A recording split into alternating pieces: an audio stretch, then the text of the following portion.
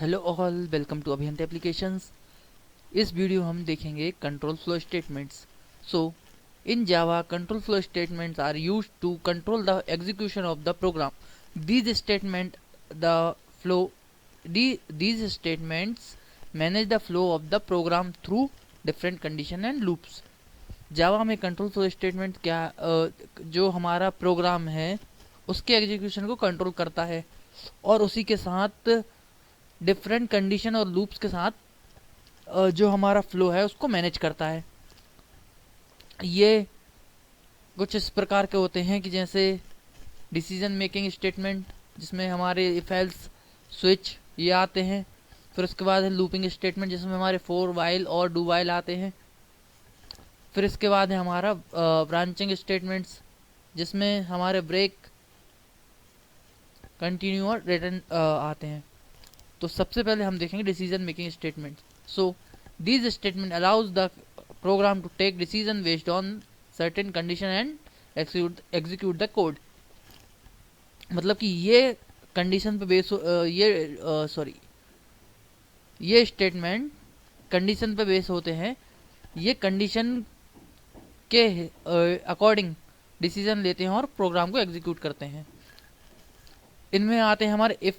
तो सबसे पहले इफ है हमारा, तो the if statement check a condition and if that condition is true the code in the block is executed. मतलब कि क्या होता है कि अगर हमारा कोड हम लिख रहे हैं उस कोड की कंडीशन अगर ट्रू है तो जो ब्लॉक के अंदर हमारा कोड लिखा जाएगा वो रन हो जाएगा, मतलब एग्जीक्यूट हो जाएगा। तो ये हमने कुछ एक कोड लिखा है, जो सिंटेक्स लिखा है। अब इसको हम अपने बीएस कोड पर रन करके देखेंगे। तो बीएस कोड पे रन करने के लिए हम एक न्यू फाइल बना लेंगे, जिसका नाम हम दे देंगे if st.java। ये हमने बना लिया if statement.java। अब इसमें हम बनाएंगे हमारे मेथड डाल दी हमने। और पिछली वीडियो में मैंने बताया था कि किस तरह से हम यूज़र से इनपुट लेते हैं, तो उस तरीके से हम यहाँ पे इंपोर्ट करेंगे java.util.scanner। तो हमने ये class java.util class java.util package से हमने स्कैनर क्लास इंपोर्ट कर ली है। इसके बाद हम यहाँ पे इसका जो स्कैनर क्लास है उसको एक ऑब्जेक्ट बनाएंगे।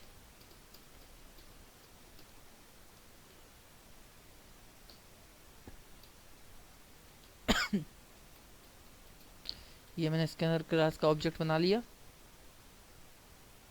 अब मैं बनाऊंगा एक वेरिएबल जिसको नाम दूंगा मैं इंट एज इक्वल टू।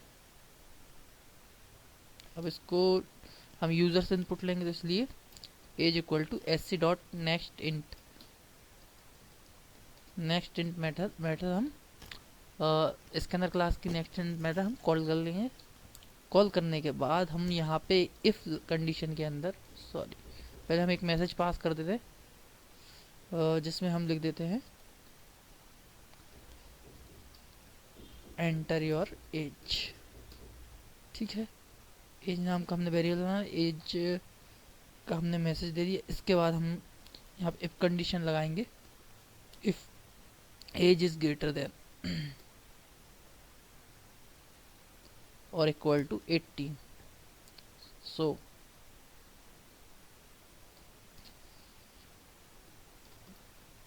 हम मैसेज पास कर देंगे इसमें यू कैन वोट, या फिर ऐसा कर देंगे यू आर अडल्ट। ये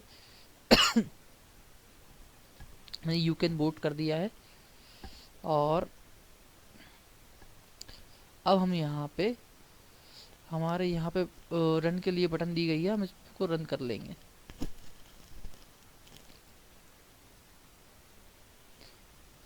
ये हमारा कोड कंपाइल हो गया है। कंपाइल होने के बाद रन भी हो गया है।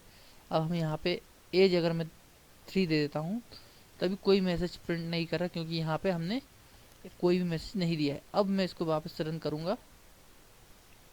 रन करने के बाद यहाँ पे मैं दे रहा हूँ 90। तो हमने यहाँ पे मैसेज प्रिंट कराया था यू कैन वोट। तो यहाँ पे हमारा जो मैसेज था वो शो हो रहा है, मतलब कि हमारा आउटपुट हमें मिल गया है। अब हम देखेंगे नेक्स्ट। नेक्स्ट में हमारा है if else statement. The if else statement handles two possible cases.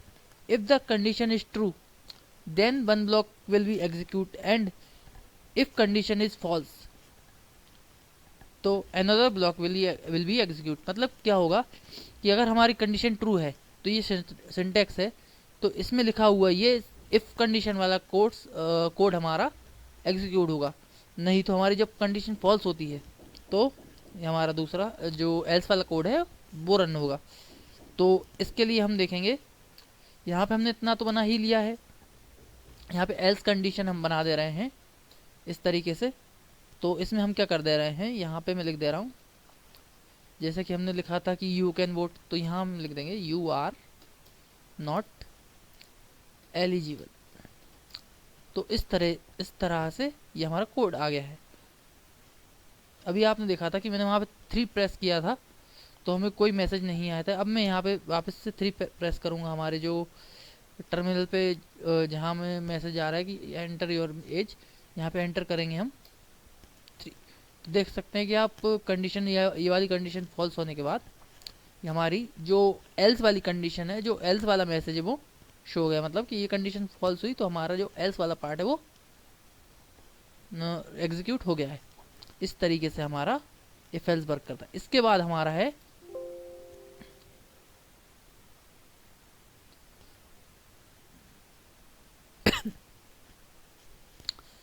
else if multiple condition have to check then use else if। इसमें क्या होता है कि अगर हमारी एक कंडीशन हमारी फॉल्स हो जाती है तो उसके लिए हम else if का यूज़ करते हैं। जैसे हमारी ये कंडीशन फॉल्स हुई तो उसके बाद हमारी दूसरी कंडीशन चेक करेगा। दूसरी कंडीशन चेक करने के बाद दोनों कंडीशन फॉल्स होती हैं तो वो हमारे एल्स वाले कोड में चला जाएगा। इसके लिए मैंने एक ऑलरेडी कोड बना के रखा है। तो उस कोड के लिए हम यहाँ पे हमारा एक फोल्डर है, ओपन फोल्डर करेंगे, यहाँ ओपन करेंगे जिसमें हमने जावा कोड को लिया है और ये फोल्डर को सिलेक्ट कर लिया मैंने। सिलेक्ट करने के बाद मैंने यहाँ पे एक else if नाम से कोड एक प्रोग्राम बना के रखा है। क्योंकि हमारी वीडियो की लेंथ ज़्यादा हो जाएगी तो उसमें फिर समझ में नहीं आता है ज़्यादा बड़ी वीडियो में, तो इसके लिए मैंने ऑलरेडी कोड बना के रखा है। तो उस कोड को हम समझेंगे। देखिए इस तरह से हमारा ये कोड बना रखा है। तो उसमें हमने क्या किया है कि हमने एक मार्क्स नाम का वेरिएबल बनाया है। ये प्रोसेस तो सेम ही है हमारी, यहाँ तक कि किस तरीके से हमने इनपुट के लिए क्लास बनाई है, ऑब्जेक्ट बनाए हैं और स्केलर क्लास को कॉल किया है, ऑब्जेक्ट बनाया है और इंटीजर में कैसे वैल्यू हमने स्टोर कराई।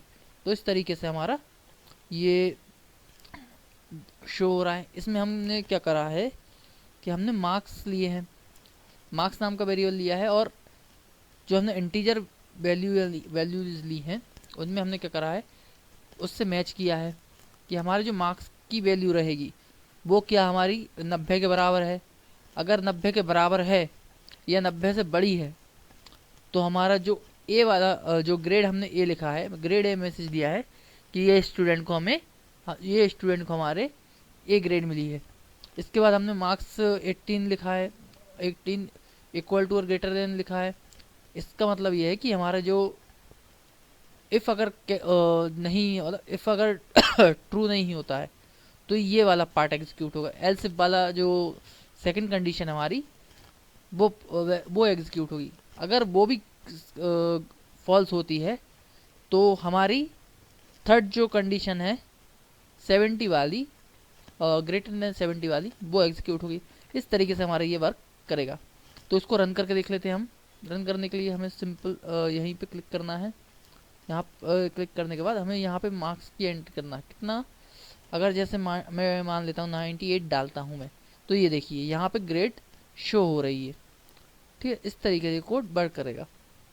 अब अगला हम देखते हैं कि हम अगर 40 डालते हैं तो जिसके लिए मैंने सबसे लास्ट में एल्स वाला पार्ट लिखा है, जिसमें अगर ये तीनों चारों कंडीशन हमारी फॉल्स होती हैं तो ये हमें यहाँ पे मैसेज ग्रेड एफ पास करेगा। तो इस तरीके से ये वर्क करता है। अब हम अगला जो स्टेटमेंट है वो देखते हैं। अगला स्टेटमेंट हमारा नेस्टेड। नेस्टेड में क्या होता है कि इफ़ के अंदर इफ़ होती है, इफ़ कंडीशंस होती हैं। जैसे मान लीजिए कि ये कंडीशन हमारी है, अगर ये कंडीशन ट्रू हुई तो फिर यहाँ पे अपना कोड हमारा जाएगा। अगर ये दोनों कंडीशन हमारी फॉल्स होती हैं, दोनों कंडीशन फॉल्स होती हैं, तो हमारा जो एल्स वाले पार्ट में इफ एल्स लिखे हैं, जो हमारी कंडीशंस हैं, वो एग्जीक्यूट होंगी। तो इसके लिए हम एक बार समझ लेते हैं। इसके लिए मैंने ऑलरेडी एक प्रोग्राम बना के रखा है। तो इसमें क्या रहेगा, नेस्टेड इफ वाला ये प्रोग्राम है, ये कोड लिख के रखा है मैंने। इसमें क्या है कि अगर सबसे पहले मैं अगर एज एंटर करता हूँ, मान के चलिए मैंने एज एंटर करी 18 19, ये मैंने कोड लिखा है कि अगर एज 18 मैंने एंटर करी, तो यहाँ पे कोड मैंने क्या लिख के रखा है कि अगर वो 18 के इक्वल है या उससे बड़ी है तो ये कोड हमारा इस ब्लॉक के अंदर आ जाएगा। इस ब्लॉक के अंदर आने के बाद पहले ये दो कंडीशन हमने और दे रखी हैं। एक कंडीशन और दे रखी है इसमें कि हमारी जो एज है वो क्या है, 65 से अबव है, मतलब 65 से बड़ी है या उससे ग्रेटर देन है या उसके इक्वल है। तो अगर उसके इक्वल है तो हमें मैसेज क्या पास करेगा, you are a senior citizen. अगर नहीं है तो ये वाला पार्ट एग्जीक्यूट हो जाएगा हमारा, यू आर एन अडल्ट। ये हमारा इस कोड का हो गया है, हमारा इतना कोड हो गया है। अब इसके बाद अगर ये दोनों कंडीशन हमारी फॉल्स होती हैं तो ये क्या करेगा कि हमारा एल्स वाला पार्ट एग्जीक्यूट करेगा। एल्स वाला पार्ट में क्या है हमारा कि हमने एक और इफ कंडीशन लगा रखी है, जिसमें हमने एज दी है। एज अगर हमारी 13 या उससे बड़ी है तो हमारा क्या आ जाएगा, यू आर अ टीनेजर। अगर उससे छोटी है तो हमारा एल्स वाला पार्ट एग्जीक्यूट होगा। इसका जो हमारे एल्स वाले पार्ट के अंदर एल्स वाला पार्ट है, उसका जो ये हमारा इतना कोड का ब्लॉक है, ये ब्लॉक है, इस ब्लॉक का जो एल्स वाला पार्ट है वो एग्जीक्यूट होगा। तो इसके लिए समझ लेते हैं। तो इसको भी हम रन करते हैं। रन करने के बाद सबसे पहले हम देखेंगे, हम एज डालते हैं 12। जैसे हमने 12 एंटर किया, 12 एंटर करने के बाद हमें कौन सा मिला, हमें ये जो लास्ट का जो हमारे एल्स वाले पार्ट का एल्स है वो हमें यहाँ पे उसका आउटपुट शो हुआ, उसका मैसेज शो हुआ, यू आर ए चाइल्ड। हम इसको रन करेंगे। रन करने के बाद हम यहाँ पे वापस डालता हूँ मैं कि 17, एक मिनट, यहाँ पे मैंने डाला 17। तो ये देखिए ये हमारा क्या आया, यू आर ए टीनेजर। तो हमारे एल्स वाले पार्ट में जो इफ है, ये वाला कोड हमारा एग्जीक्यूट हुआ। अब हम डालेंगे 65 के ऊपर की वैल्यू। तो जैसे ही अगर मैं 67 डालता हूँ, एक मिनट, ये यहाँ पे मैंने डाला 66 या 67, कुछ भी डाल देते हैं। तो ये आ रहा है यू आर सीनियर सिटीजन। हम वापस से कोड को रन करेंगे। तो रन करने के लिए अब हम डालते हैं 18 के ऊपर की वैल्यू।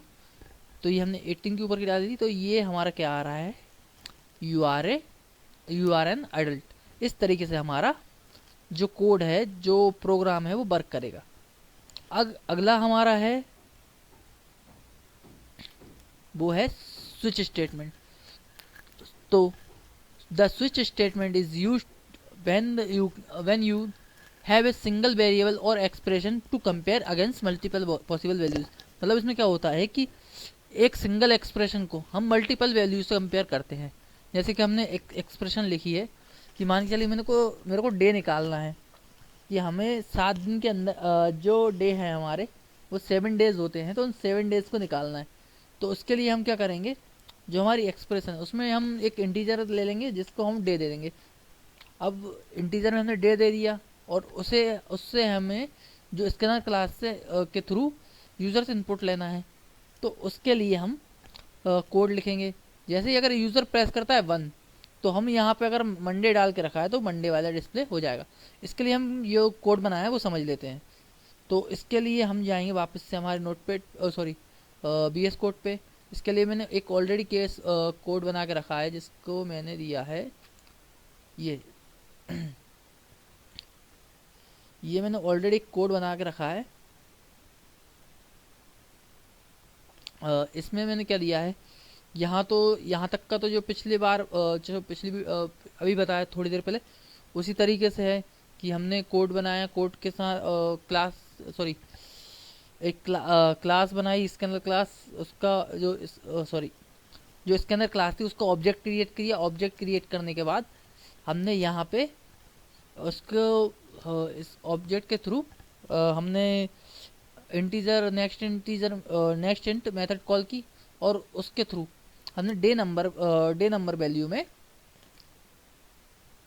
नंबर में वेरिएबल में वैल्यू स्टोर करा दी। इस तरीके से हमारा ये इतना काम हो गया।